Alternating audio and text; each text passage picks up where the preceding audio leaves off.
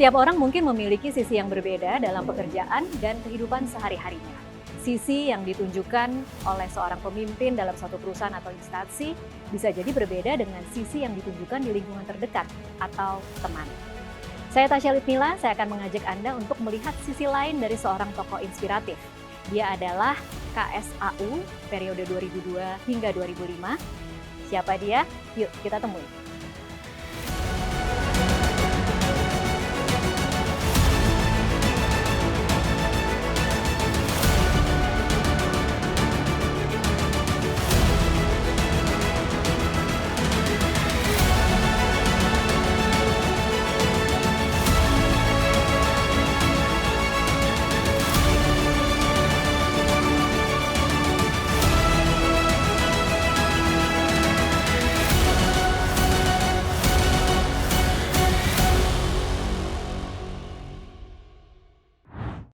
Tokoh inspiratif yang hadir dalam Selepas Jam Kerja kali ini tidak lain tidak bukan adalah ayah saya sendiri, Cepi Hakim. Halo Ayah. Halo. Ini kita selalu canggung nih untuk berdialog ayah dan bapak. Beberapa kali kita punya kesempatan dan Tasya ingat banget terakhir kali membedah buku ayah bulan lalu itu di hadapan dubes dan mantan pejabat. Kita selalu canggung bilangnya bapak atau ayah nih. Ayah juga tadi sempat nanya nih, saya panggilnya saya atau ayah nih. Dan akhirnya seluruh narasumber berakhir memanggil ayah Cepi. Dan ayah agak sedikit kagok waktu itu ya. Apa kabar ayah? Alhamdulillah, salam sehat. Salam sehat. Kita bertemu di masa pandemi, tapi alhamdulillah kita dalam keadaan sehat. Apa kesibukan ayah akhir-akhir ini? Ya, pandemi ini benar-benar tantangan besar ya. Tapi selalu dunia itu ada hitam putih siang malam. Jadi kalau ada kesulitan juga ada kemudahan. Pandemi itu kira-kira 2 tahun yang lalu. Ya, itu merubah semua kegiatan ayah jadinya. Misalnya main band seminggu sekali stop terpaksa. Ngajar sana kemari, ceramah sana stop semuanya. Tapi ternyata ada Zoom meeting, ada virtual ya, ada virtual. Dan itu terasa sekali karena 2019 saya memulai kegiatan mengumpulkan orang-orang yang cinta Dirgantara dalam Pusat Studi Air Power Indonesia namanya. Itu kita udah kencang. Kita mulai 2019 dan tiap bulan kita bikin monthly meeting dan orang datang. Wah, itu luar biasa karena ternyata banyak sekali minat akademisi dan praktisi untuk mau berkumpul bersama berdiskusi. Kayak giring aja, mereka kan biasanya bertengkar-bertengkar di WA, jangan di WA, ini kumpul, ngobrol. Dan itu bermanfaat, hasilnya bisa jadi buku, bisa jadi buletin, macam-macam. Intinya begitu pensiun, itu ayah udah pasang, Rencana? Pokok-pokok garis besar haluan negara yang harus dikerjakan. Sederhana, nulis jelas, mengajar atau berbagi atau seminar atau apa. Terus bikin buku, tapi harus ada juga bermusik. Dan yang belakangan ini karena Tasya yang ngajak, yoga. 5 ya jadi bagian dari menjaga kesehatan. Oke, Tasya mau bahas sedikit tentang buku terakhir yang ayah luncurkan baru bulan lalu bertepatan dengan ulang tahun 17 Desember, Retired But Not Expired. Buku ini berbeda dengan buku-buku ayah sebelumnya yang kebanyakan berbicara tentang kedirgantaraan. Bisa cerita sedikit tentang buku ini? Ya, buku ini panjang sebenarnya ceritanya ya, karena ide nulis buku ini sebenarnya berawal dari ingin meneruskan biografi. Biografi Segara Kangkasa? Dari Segara Kangkasa. Jadi waktu dinas aktif, ayah punya mentor namanya Marsikal Saleh Basara. Dia sangat menginspirasi, sering ngobrol. Salah satu adalah dia bilang, "Yo harus bikin biografi." Oh baik. Jadi ayah bikin buru-buru tuh sebetulnya. Tapi paling tidak itu menceritakan dari masa kecil sampai KSAU. KSAU selesai, buku itu juga muncul. Tapi setelah itu kan banyak yang nggak tertulis di biografi. Setelah pensiun ya? Setelah pensiun. Tapi itu terpecah-pecah ya. Misalnya ada saya pengen jadi pilot, sebagian juga ada. Ada beberapa tulisan. Nah, bagaimana mengumpulkan semua tulisan ini setelah pensiun itu jadi satu buku lagi untuk menyambung biografi. Dan itu juga berproses ya. Apa biografi jilid 2, apa dari Segara ke Angkasa jilid 2, apa segala macam. Sampai pada satu ketika lupa dari mana dapatnya, kok ada terminologi yang menarik ya, kalau retire tapi jangan expire. Sebenarnya pada waktu di Freeport ada teman Amerika ngomong, oh, are you tired? Waktu itu sibuk sekali kan, tapi saya tetap main band kan pagi-pagi. Are you tired, David? No, I'm not tired because I'm already retired. Ya, sambil bercanda aja dia ketawa, oh.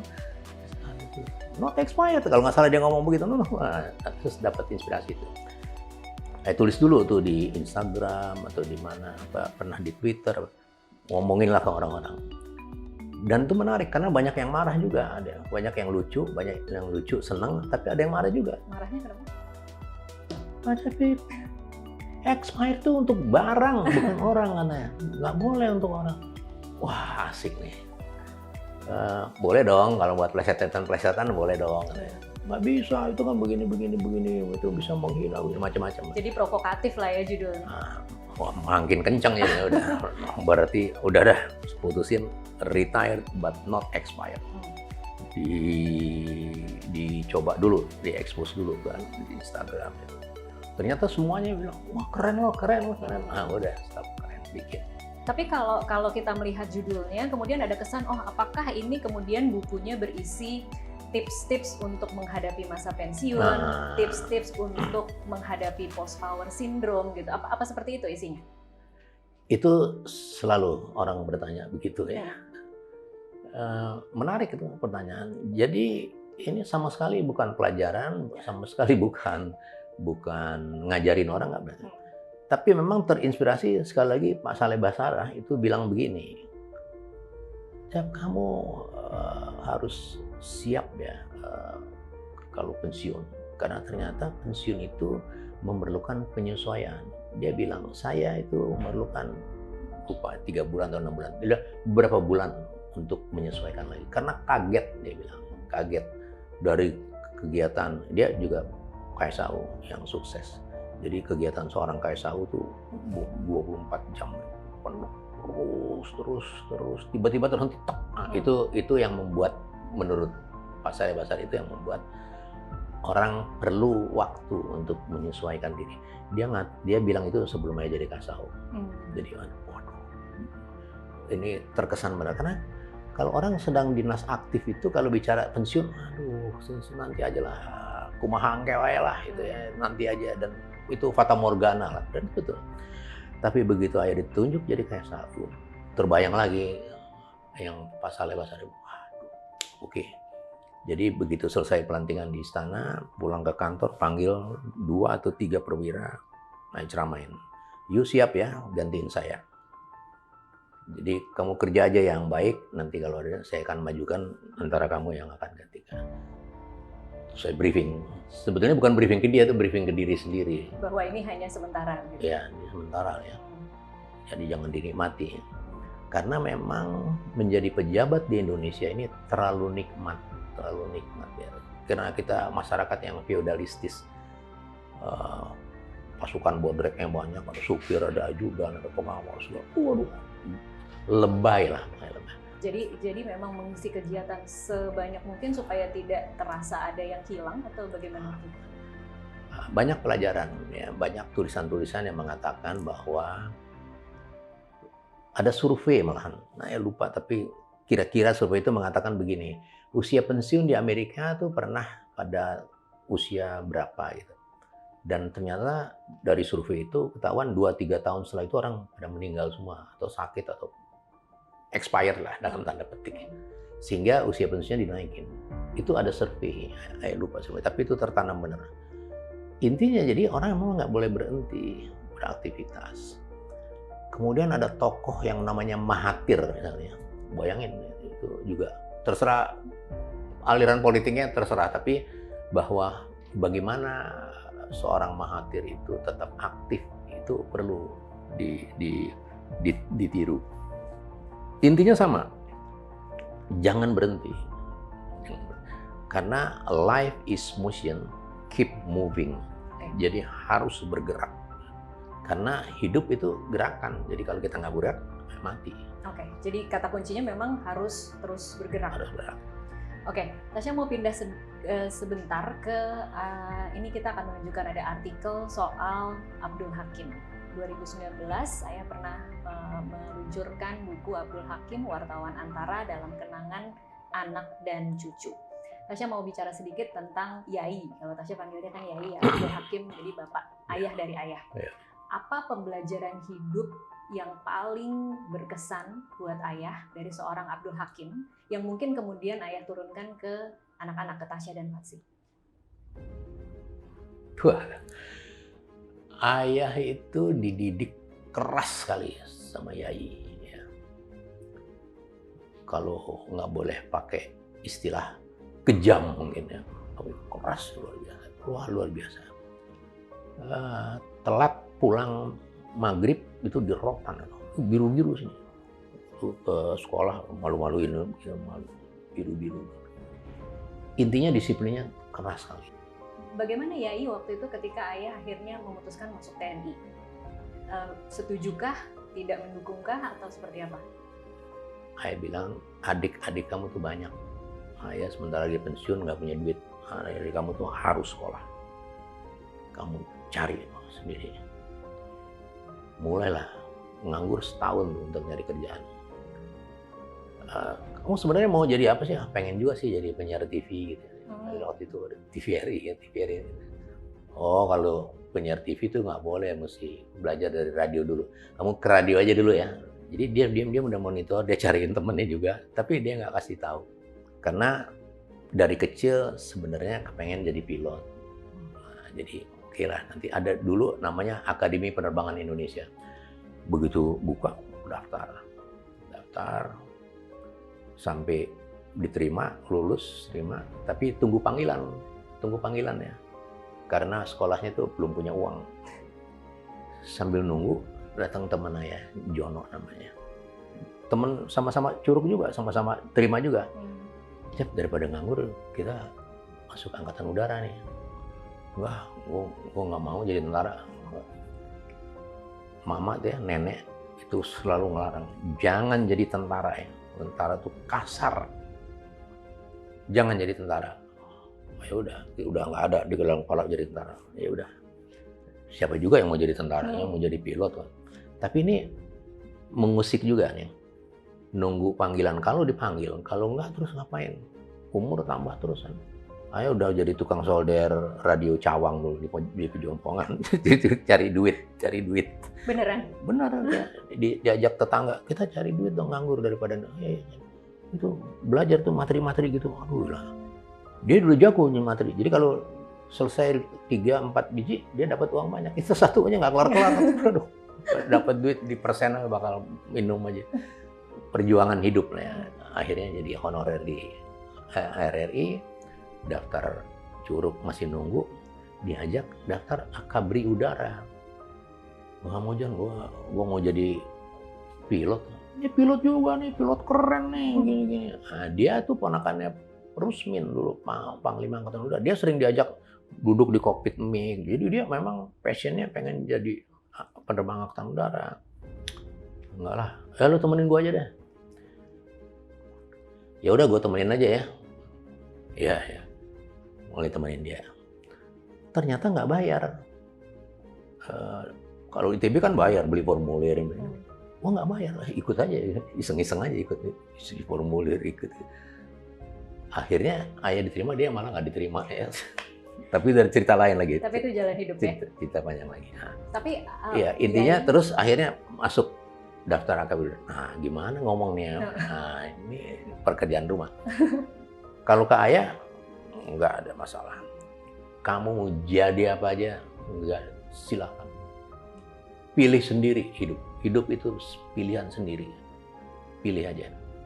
bilang nih ya, saya akabri udana, Curug nggak bisa ditunggu lagi. Ini apa boleh buat nih? Bagaimana? Dia mesti tanda tangan katanya. Sini, tanda tangan. Mama gimana? Ada urusan diemin aja. Jadi mau nggak dikasih tahu, walaupun ayah kasih tahu juga ya. Oke. Ada stereotip atau ada pandangan umum dari masyarakat kalau bapaknya tentara, kemudian nanti biasanya dia pengen anak-anaknya antara mengikuti jadi tentara atau mungkin menikah dengan tentara juga gitu.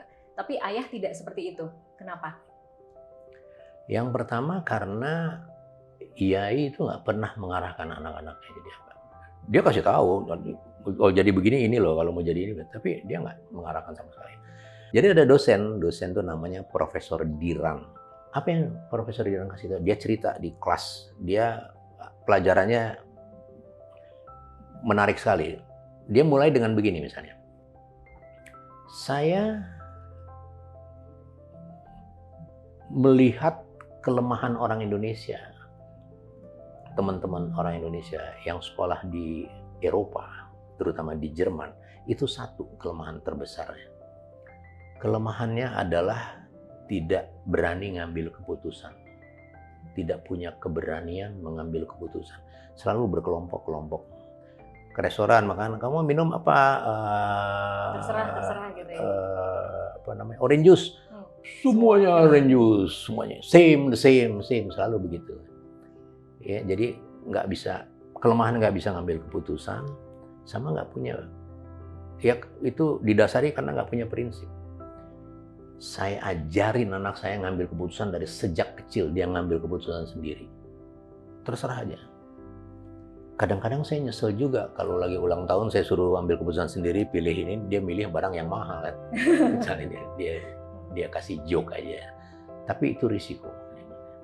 Wah, itu tertanam sekali. Jadi ayah juga bilang sama mama, anak-anak harus belajar ngambil keputusan sendiri dan harus dihargai keputusan anak-anak itu. Supaya apa? Supaya dia merasakan hasil dari keputusannya. Dia tanggung risiko. Kalau keputusannya bagus, dia akan mendapatkan hal yang enak-enak. Kalau dia jelek, dia belajar di sana. Itu yang Profesor Dirang sampai sekarang tuh melekat. Itu tertanam sekali ya. Jadi ayah memang benar-benar memperlakukan itu. Tapi saya ingat 2005 ya, 2003 sampai 2005 itu kita punya rumah di Wisma Angkasa di tengah Jakarta Selatan depan SMP 12. Tapi ayah membiarkan Tasya bekerja sebagai wartawan kriminal yang kerjanya jam 12 sampai pagi, itu nongkrongnya di Polres Jakarta Selatan, dan orang-orang tuh bingung waktu itu, kok bisa dibolehin ya sama bapaknya ya kerja mengejar-ngejar penjahat padahal rumahnya ada di situ gitu. Jadi itu pengalaman yang menurut Tasya mengagumkan aja ya dari ayah yang sedang menjabat waktu itu. Oh iya, ayah bilang sama mama, yang menjabat tuh saya. Jadi keluarga tuh tidak boleh menikmati kepejabatan itu. Ekstrimnya tentunya nggak bisa sama sekali, nggak bisa. Sampai pada satu ketika ada nama orang Asri Hadi, dia wartawan pemretmedia.com lah apa. Dia bilang, saya kagum sekali sama bapak, katanya. Kagum apa? Apa yang dikagumi dari saya? Katanya.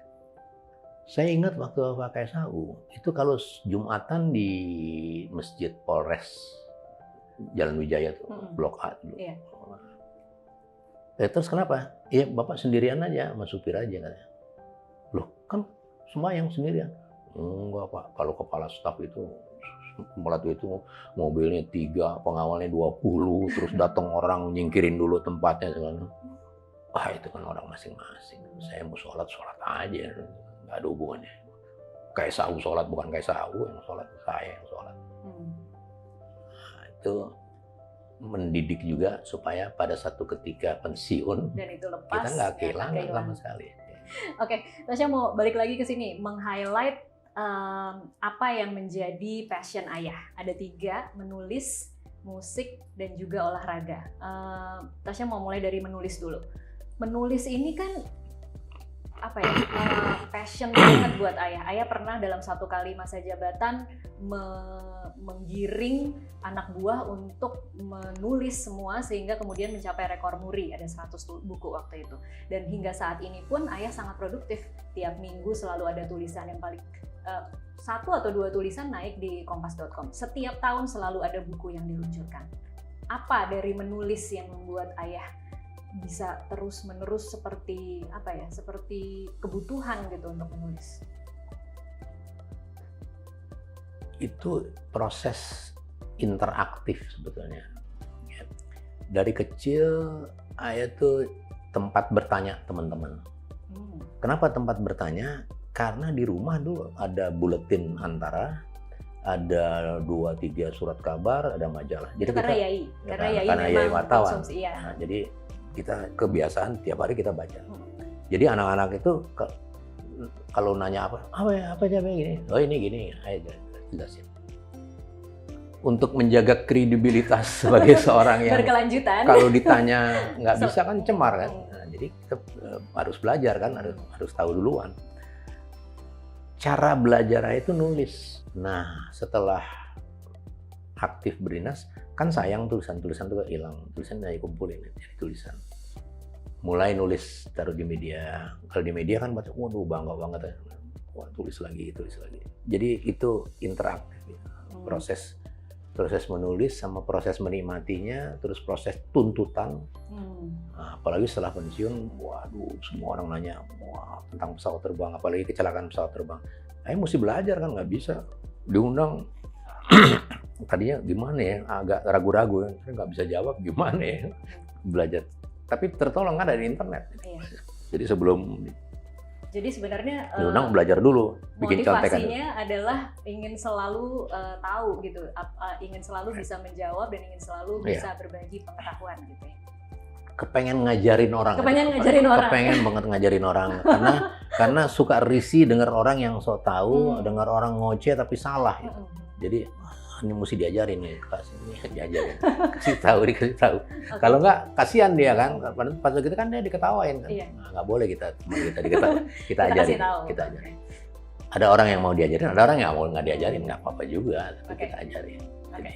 Kalau musik kan kalau kita lihat rata-rata ini juga lagi-lagi stereotip ya, tentara tuh semua suka nyanyi gitu. Tapi kalau Tasya ngelihatnya ayah beda ya, karena memang ayah bukan hanya menyanyi, tapi juga bisa memainkan hampir semua alat musik sampai ke saksofon, drum juga bisa, gitar, bass, harmonika, biola sedikit-sedikit waktu itu juga pernah.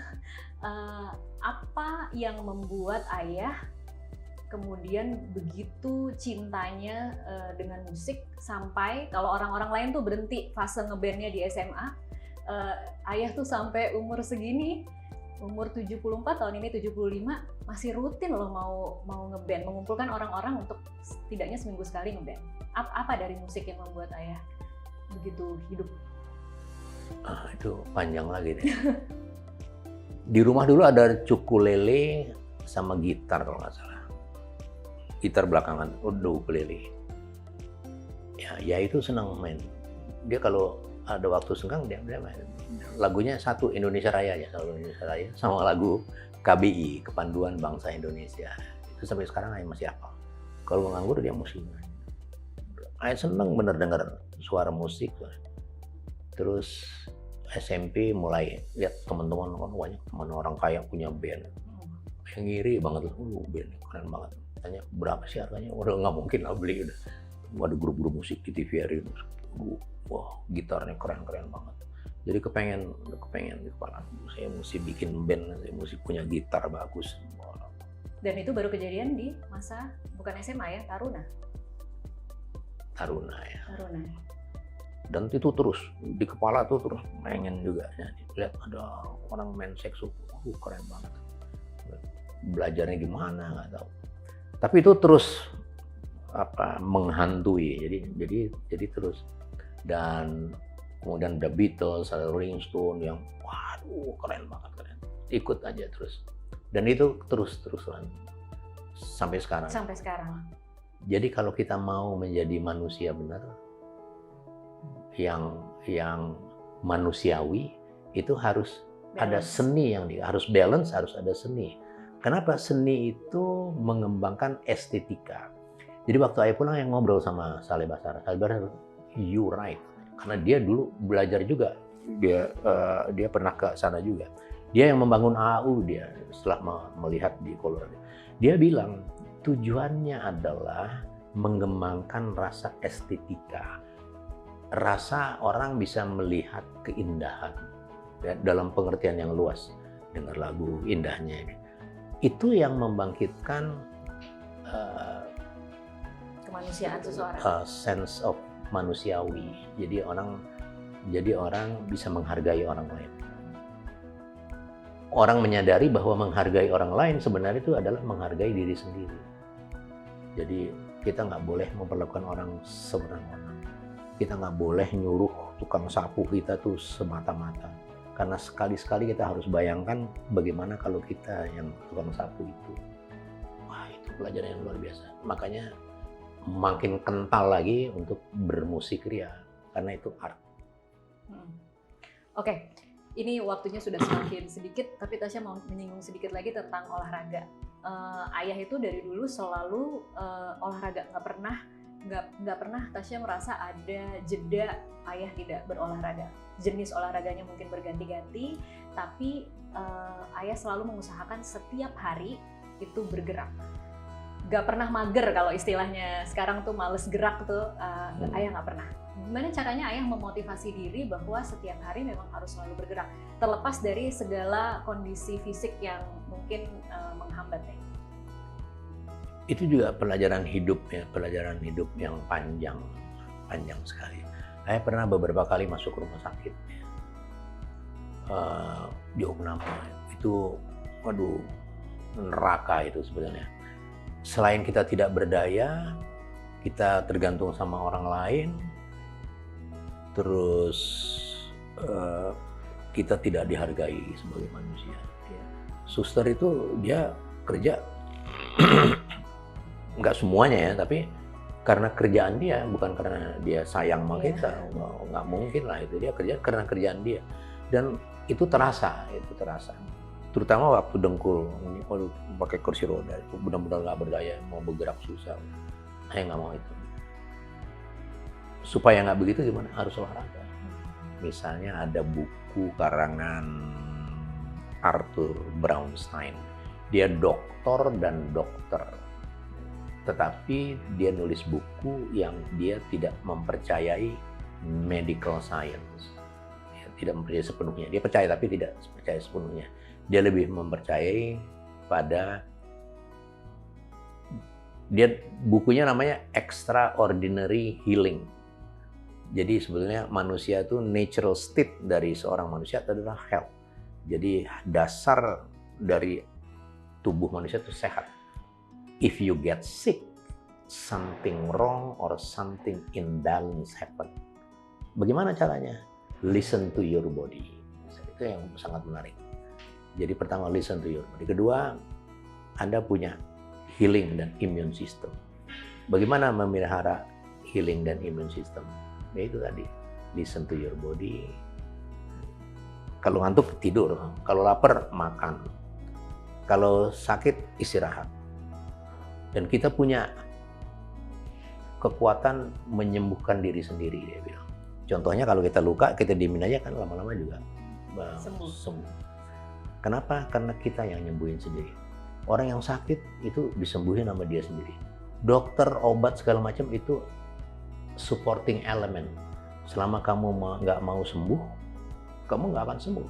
Selama kamu mau sembuh, kamu akan sembuh. Dan itu terbukti, itu proven. Dia tulis di bukunya bagaimana orang-orang yang udah habis, orang medical science udah hands up, tapi orang itu masih mau hidup dan dia hidup. Dia bisa hidup. Hanya dengan keinginannya sendiri. Ya, itu namanya extraordinary healing system. Beberapa hari terakhir ini, ayah sering sekali diwawancara media terkait dengan FIR, Flight Information Region. Sesuatu yang Tasya tahu dan mungkin banyak orang tahu, ayah kawal dari sejak lama sekali dan akhirnya terjadi. Bukan cuma terjadi sebatas impres, tapi terjadi perjanjian kerjasama. Apa rasanya ketika sesuatu yang ayah perjuangkan sekian lama, ayah kawal, akhirnya terjadi?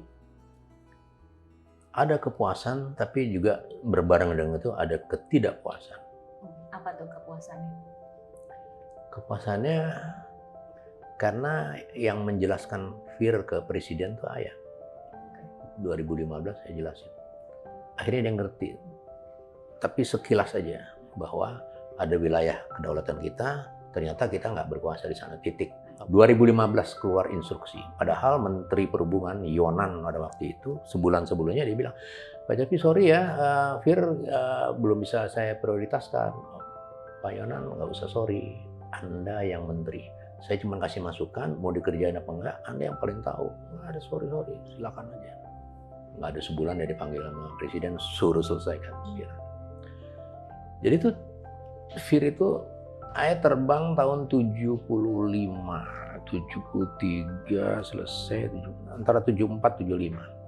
Saya terbang Dakota, di Tanjung Pinang, mau berangkat ke Natuna atau ke Pekanbaru, lupa. Tapi pada waktu itu kok mesti izin Singapura, aneh sekali. Kenapa mesti izin Singapura? Padahal penerbangannya di dalam negeri. Kenapa? Nggak ngerti ya. Karena ayah penerbang militer, ayah penerbang angkatan udara, nggak tahu. Itu peraturan penerbangan sipil yang harus juga dihormati oleh penerbangan militer. Saya tanya-tanya orang-orang, iya kan begini-begini nih. Dan semua orang happy aja, nggak ada masalah. Nggak ada merasa aneh.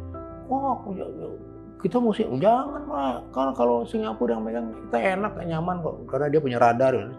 Jadi rata-rata mereka nggak setuju kalau itu kembali ke wah nggak bisa. Dan saya sangat berbahagia bisa meyakinkan presiden, dan presiden mengeluarkan perintah, dan akhirnya kemarin ditandatangani. Ketidakpuasannya karena sekarang ini presiden ngomong nih, Fir Jakarta sudah mencakup seluruh wilayah teritorial Indonesia. Keren nggak? Keren. Tapi habis itu ada pengumuman daerah zero level sampai 37.000 feet didelegasikan oleh pemerintah Indonesia ke pemerintah Singapura. Itu sebenarnya sama aja, Bu. Pertanyaan besarnya, kenapa didelegasikan? Jawabannya cuma dua kemungkinan udah. Yang pertama, secara internasional kita tidak dipercaya. Gitu. Yang kedua, kita sendiri yang nggak percaya diri. Cuma dua itu sebetulnya.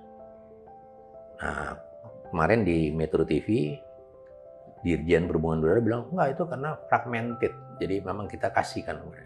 Itu nggak masuk akal. Kalau memang fragmented, kenapa dikasih Singapura? Kasih kita semua dong. Singapura tunggu beres saja, dia udah untuk take off landing aja. Yang kedua, kenapa sampai 37.000 feet? Orang awam nggak ngerti. Kalau orang penerbangan tuh ketawa. Karena justru traffic yang padat itu antara zero level sampai 37.000 feet. Di atas 37.000? Nggak ada yang terbang, siapa yang terbang 37.000? Apalagi dalam kawasan yang orang akan berangkat menggunakan Singapura sebagai hub. Wah, ada orang terbang tinggi-tinggi, semua 37.000 ke bawah. Jadi kayaknya ada orang kita yang berkhianat atau gimana ya. Tapi nggak tahu lah, kita harus berpikir positif. Ya mungkin kita supaya ini baik-baik sama Singapura gitu. Jadi sangat nggak masuk di akal. Lebih nggak masuk di akal lagi 25 tahun. Dan bisa diperpanjang. Kan ajaib. Oke, yang paling jelek lah, kita merasa tidak percaya diri. Padahal nggak ada alasan untuk nggak percaya diri. Sebentar ya, ini di sini ya. Kenapa nggak ada alasan untuk percaya diri? Kita udah diaudit oleh ICAO 2 tahun lalu kalau nggak salah, bahwa nilai Otoritas Penerbangan Indonesia dalam menyelenggarakan penerbangan sipil komersial, tingkat aviation safety-nya itu above global average. Jadi nggak ada alasan kalau kita tidak dipercaya itu nggak bisa ada audit. Terus kalau kita yang nggak percaya diri ya, itu juga aneh juga. Karena kan kita juga punya Fir Jakarta dan Fir Makassar, dan itu juga banyak penerbangan internasional. Dan pada ketika tertentu, traffic itu jauh lebih padat dan lebih brengsek di Cengkareng daripada di Changi. Dan kenapa kita nggak percaya diri? Itu yang mengecewakan sebenarnya. Oke, jadi kira-kira kalau ayah membayangkannya akan menunggu berapa lama lagi kita sampai akhirnya benar-benar berdaulat di bawah 37.000? Agak sulit ya. Tergantung presidennya. Tergantung ya, ini tergantung pemerintah. Complicated. Intinya begini, Profesor Atip bilang bahwa negara yang tidak punya bom nuklir dan tidak menguasai air and space itu tidak akan dihormati. pasti akan dilecehkan. Bom nuklir oke lah, kedirgantaraan. Dan itu terbukti. Negara-negara yang tidak menguasai masalah-masalah air and space, masalah-masalah kedirgantaraan, itu pasti disepelekan. Karena kenapa disepelekan? Karena dia akan bekerja tuh dibantuin orang, karena nggak bisa. Nggak bisa tuh gimana? Nah, sekarang kita menikmati ketidakbisaan kita itu. Airport dibangunin triliunan rupiah, nggak ada pesawat terbang di situ. Soekarno-Hatta udah punya tahapan-tahapan pengembangan, nggak dilakukan, dan akhirnya penuh, lempar aja kali, cari gampangnya aja. Oh ya, kadang kita bisa punya yang baru yang keren, bikin baru yang keren, tapi tempatnya nggak tepat, segala macam, akhirnya nggak. Kembali knowledge.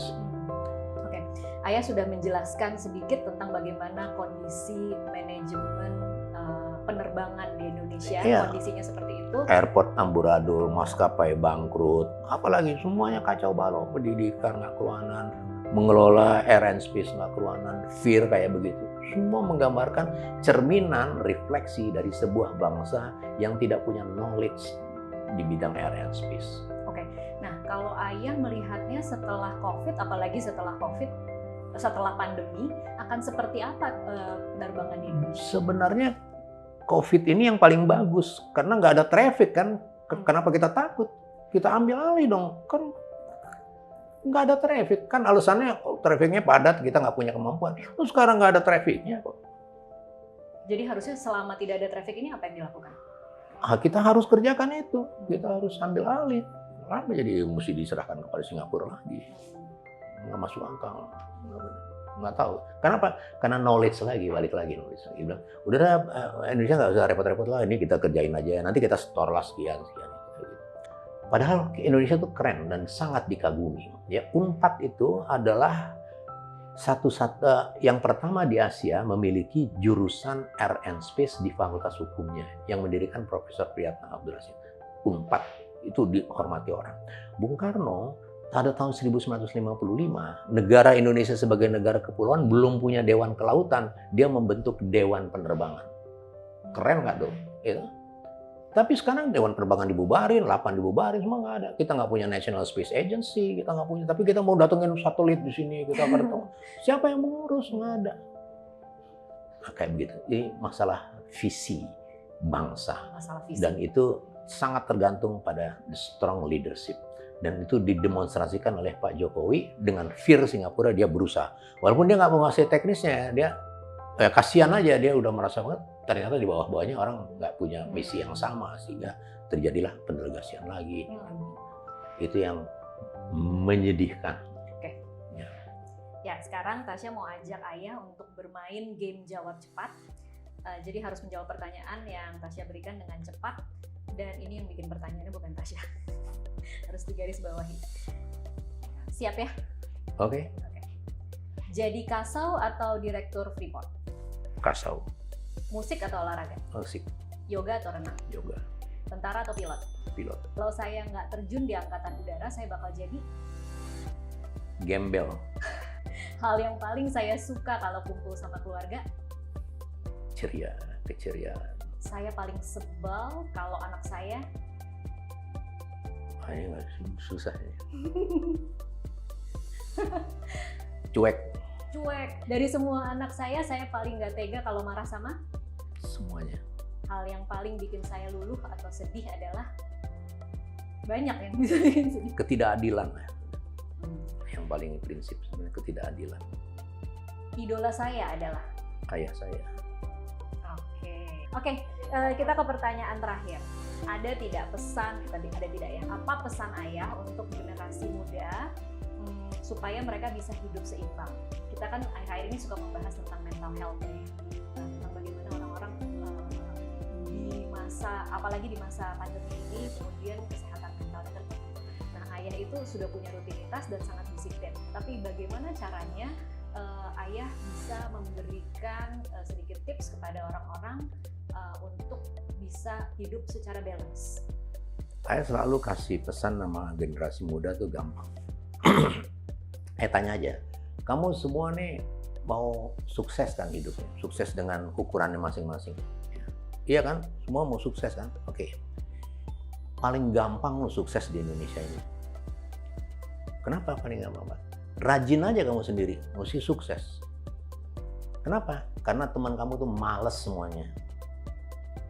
Ada yang jawab, iya Pak, saya males juga. Ya kamu masuk jurang aja sana udah. Jadi kuncinya rajin, selesai. Ya, itu bisa dicabangkan ke segala macam rajin. Karena rajin itu esensi dari rajin itu adalah disiplin. Ya.